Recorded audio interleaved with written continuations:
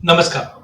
देखिए, अगर सोने और चांदी की बात करें तो डेफ़िनेटली पिछले 2 दिनों के अंदर या 2 ट्रेडिंग डे की अगर बात करें तो ज़बरदस्त तेज़ी हमने गोल्ड और सिल्वर में आती हुई देखी है। तो सबसे ज़्यादा सोने की अगर बात करें तो इंटरनेशनल में हमने देखा था कि प्राइसेज़ एक सीमित दायरे में ट्रेड कर रहा था, ना $2000 के नीचे जा पा रहा था, ना ही 2035 के ऊपर सस्टेन कर पा रहा था। शुक्रवार में डेटा पॉइंट भी थोड़े बहुत हम बोल सकते हैं डॉलर के लिए सपोर्टिव थे, जहाँ पे डॉलर इंडेक्स 104.20 तक चले गया था।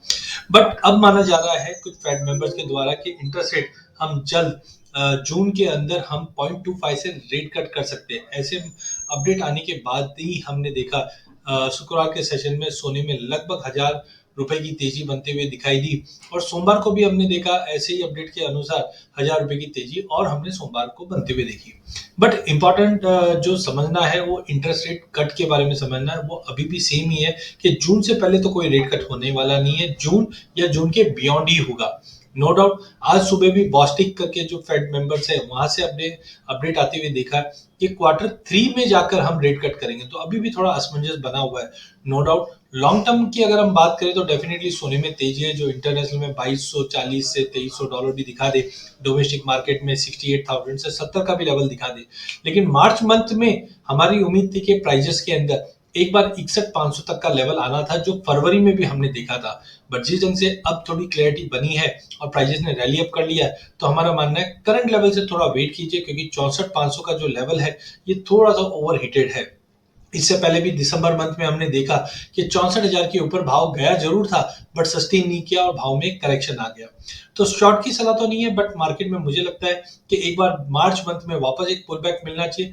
61,500 नहीं, बट 62,500 के बीच में एक बार मिलना चाहिए लेवल। वहीं अगर रेजिस्टेंट की अगर बात करें तो हायर साइड पे हमें लगता है एक 65,200 का एक रेजिस्टेंट बनता हुआ दिखाई देगा।